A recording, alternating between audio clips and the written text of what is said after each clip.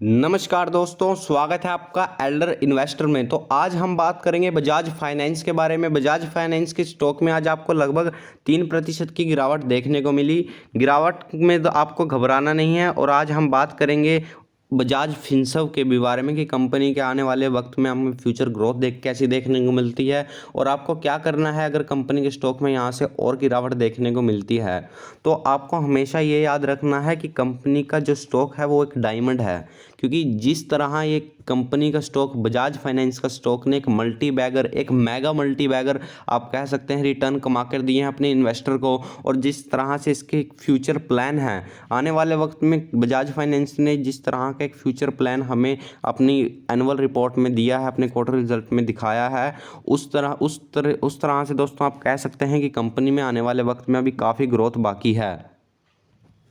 Company ने पिछले 10 से 15 सालों के बीच में एक बहुत ही ज़्यादा बेहतरीन अपने प्रॉफिट और अपने कस्टमर में इन्हेंस दिखाया है।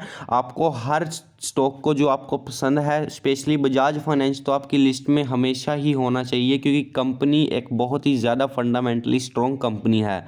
कंपनी ने पिछले 10-15 सालों में जिस तरह से ग्रोथ दिखाई है, आने वाले वक्त में मुझे ऐसा लगता है कि आज से 10 साल बाद भी कंपनी इसी तरह की ग्रोथ हमें दिखाएगी, क्योंकि कंपनी के फ्यूचर प्रोस्पेक्ट और कंपनी के फ्यूचर ग्रोथ भी बहुत ज़्यादा विजिबल और अर्निंग विजिबिलिटी भी इनकी बहुत ही शानदार है। कंपनी के आने वाले वक्त के जो इन्होंने प्रोस्पेक्ट दिखाए हैं, जो इन्होंने ग्रोथ के टारगेट रखे हैं, वो एक फिनोमिनल है।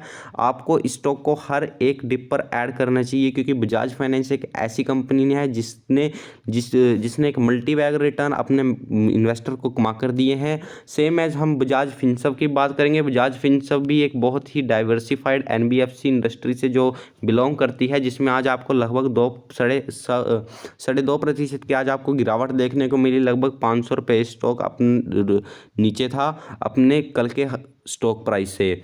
तो बजाज फिनसर्व में भी आपको एक मल्टी बैगर रिटर्न कमा कर दिए हैं पिछले 10 सालों में। बजाज फाइनेंस की बात करें या फिर बजाज फिनसर्व की, दोनों ही कंपनियां बहुत ही ज़्यादा फंडामेंटली स्ट्रॉन्ग कंपनी है। ये आपको याद होगा पिछले 6 महीने पहले, लगभग 3 महीने पहले, ये इस कंपनी का स्टॉक जब सेकेंड वेव की कोविड वेव आई थी सेकेंड वेव, तो उसमें इस स्टॉक का प्राइस 9,000 के आसपास था। और आप देख सकते हैं कंपनी का प्राइस लगभग डबल के आसपास पहुंच चुका है।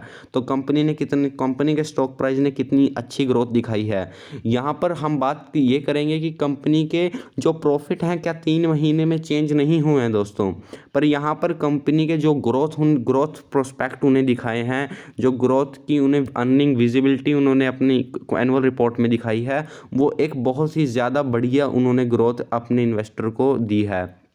क्योंकि कंपनी के स्टॉक प्राइस हमेशा इस तरह से नहीं बढ़ती कि कंपनी ने स्टॉक इस क्वार्टर में कितना प्रॉफिट दिया है। प्रॉफिट भी मैटर करता है हर क्वार्टर के, पर कंपनी के ये भी मैटर करता है कि कंपनी आने वाले वक्त में कितना ग्रो कर सकती है। और इस वक्त बजाज फाइनेंस के पास लगभग 5 से 6 करोड़ के कस्टमर हैं। और आप लगा सकते हैं ये नंबर कितना बड़ा हो सकता है। एक एनबीएफसी होकर इस बजाज फाइनेंस और बजाज फिनसर्व ने इतनी अच्छी ग्रोथ दिखाई है।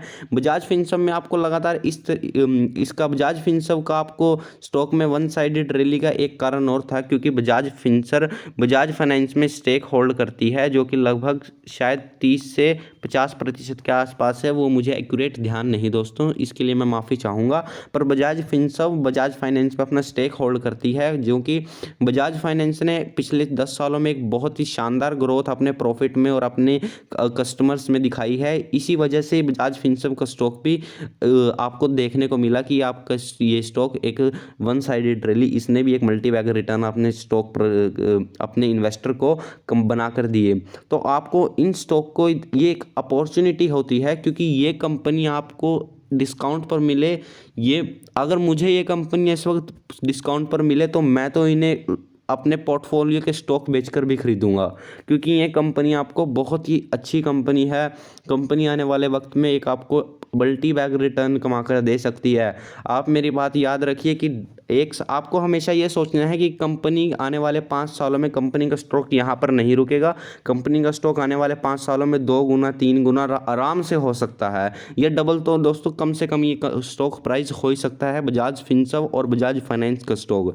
तो आपको स्टॉक को होल्ड पर रखना है, आपको गलती से भी ये स्टॉक नहीं बेचना है, क्योंकि कंपनी में आपको एक बहुत ही ज़्यादा ग्रोथ, मुझे कंपनी में एक बहुत ही ज़्यादा ग्रोथ नज़र आती है। तो आपको स्टॉक को होल्ड पर रखना है। अगर आपको वीडियो पसंद आई तो वीडियो को लाइक कीजिए, शेयर कीजिए और चैनल को सब्सक्राइब करना ना भूलें। धन्यवाद दोस्तों।